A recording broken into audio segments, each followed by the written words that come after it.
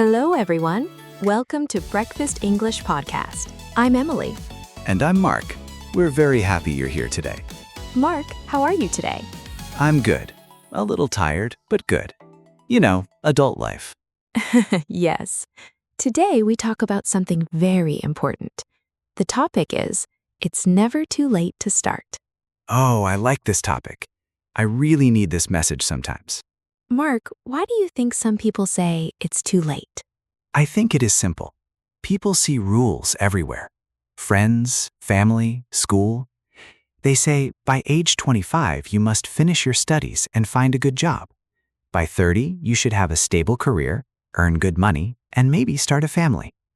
This feels like a map, but the map is not always right. Yes, people follow the map and then feel trapped. They see other people's plans and think, I missed the train. This feeling is strong. Also, there is a small voice inside us. It says, you should have started earlier. This voice is loud when we watch other people succeed. True. The voice uses our fears. It says, what if you fail? Or what will people say? These questions slow us down. And we compare our start to other people's middle. That is unfair. If I start running now and someone ran for 10 years, I think I am behind. But that is wrong thinking. As we discussed in one of our previous episodes of How Can I Speak Better, comparing yourself to others only hinders the learning process. So the first step is to notice the voice. When you hear it, say, thank you for the thought, but I will try. This small sentence can change your day. Yes, it is like a light switch. When you change one thought, you change one action, and many actions make a new life. People also fear waste. If I start, will I waste time? But time is not waste if you learn. Even small progress matters. Exactly. So the reason people say too late is mostly stories. Stories from other people and from our head. When we change the story, we open the door. This idea, the story in our head, connects to real people. Let me tell you about a small example. I like real stories. They help me feel brave. Okay, I will tell a short one. My neighbor, Anna, was 50. She wanted to paint. She had a small job and children. She thought, I don't have time. Then she tried one lesson. She laughed, she made a bad painting, and she kept going. What happened next? 2 years later, she sells paintings at a small market. She is not rich, but she is happy. She says, I am more calm, I sleep better. Her life did not change in a day. It changed with small steps. This reminds me of an episode of our podcast about how we spend our weekends. Small, regular activities bring real peace and joy. That is powerful. My father wanted to learn how to cook new food. He was 37 then. The first soup was terrible. He burned it. We laughed, and I said, great first soup. We still ate it and talked. The next week, he tried again. Now my father can make a really good curry. See? The first try is not perfect. The second try is better. The small steps build confidence. Yes, and having a friend helps. Friends can celebrate small wins. This makes you continue. So personal stories show that starting late is okay. It can give calm, joy, and small success. Now, there are also famous examples. These stories make people smile and think, if they did it, maybe I can too. Let's say a few famous names. Keep it simple. People like real-life proof. For example, the writer Haruki Murakami.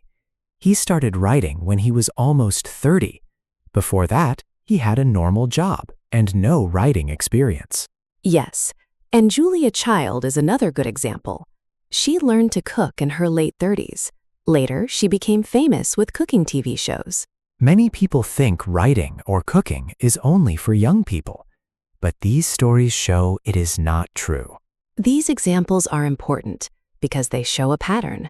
First you try, then you try again, and you continue. And famous stories give hope. They show that age is not a wall. But remember, their success was not only luck. Yes, it was hard work, small steps, and time. Exactly. Famous people teach a soft lesson. You do not need to be perfect to start. You only need one small step, and then another.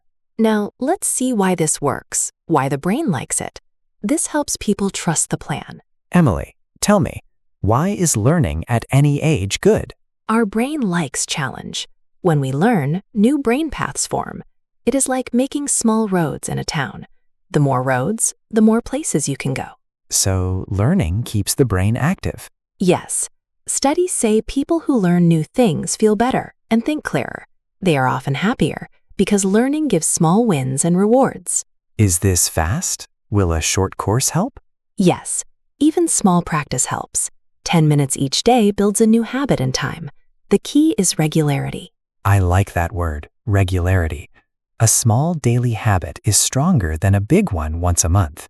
Right. Also, learning connects to social life. You meet people in classes or online.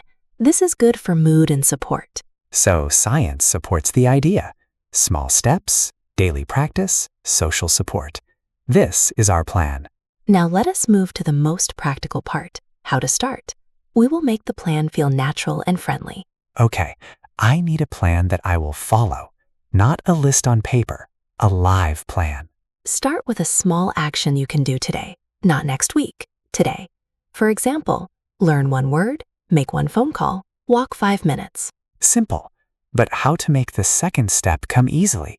Link the new action to an old habit. If you drink morning coffee, add 5 minutes of English after the coffee.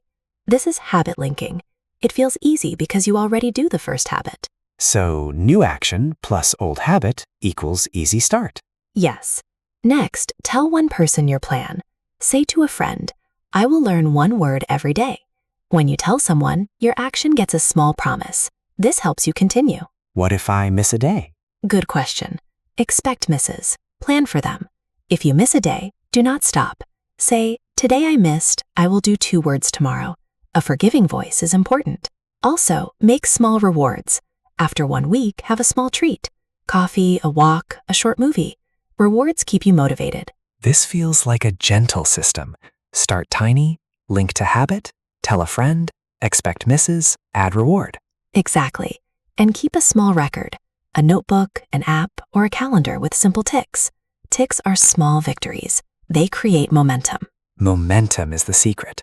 Like a bike, push one time, then keep pedaling. One more tip. Make the first step fun. If you hate the word practice, call it play. If you make the first step fun, you will do it again. I will try that tonight. I will learn one word and call it play. Great. Remember, start today, make it small, link to a habit, tell someone, forgive misses, reward yourself, and make it fun. Now, to help learners, let us look at words used in the episode. We will explain and give memory tips. Okay, Emily, now let's help our listeners with some important words from today's episode. Yes, we'll explain each one so it's easy to understand and follow. First, habit. A habit is something you do regularly, almost without thinking, because it's part of your daily routine. Example, link your new action to an old habit, like drinking morning coffee. That makes starting new things easier, right? Exactly. Next is regularity. Regularity is doing something consistently, in a steady way over time. Example, practicing a little every day works better than doing a lot once in a while. Then we have reward. A reward is something nice you give yourself when you make progress. Example, after 1 week of practice, you can enjoy a small treat as a reward. What about miss, like missing a day? That means not doing something you planned. Example, if you miss a day of practice, it's okay.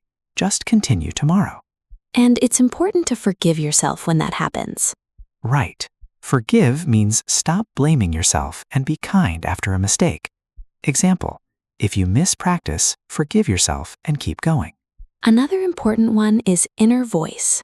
That's the voice inside your head, sometimes guiding, sometimes criticizing. Example, your inner voice might say, you should have started earlier, but you can still take a step today. We also talked about compare. Compare means looking at yourself and judging yourself by someone else's success. Example, it's unfair to compare your first step to someone else's 10 years of experience. Confidence is next. Confidence is believing in yourself and your ability to do something. Example, every small step builds confidence. Then there's fear. Fear is a strong feeling of worry or concern about failing or something unknown. Example, fear might make you hesitate, but taking small steps can reduce it. And finally, calm. Calm is feeling peaceful and relaxed, not stressed or worried. Example, Anna felt calmer after painting because she focused on something she enjoyed. That's all for today's vocabulary. We hope these words help you understand the episode better and use them in your own life. Thank you so much for listening, everyone. Yes, we hope today's episode inspired you to take that first small step, no matter your age. Remember, it's never too late to start something new. And every small step counts. Keep going, stay confident, and be kind to yourself. We'd love to hear from you. Share your experiences in the comments, what you've started doing, when you started, or what you want to try next. That's right. Your story can inspire others, just like today's stories inspired us. See you next time, and keep taking those small steps. Goodbye, everyone. Keep learning, keep growing, and stay motivated.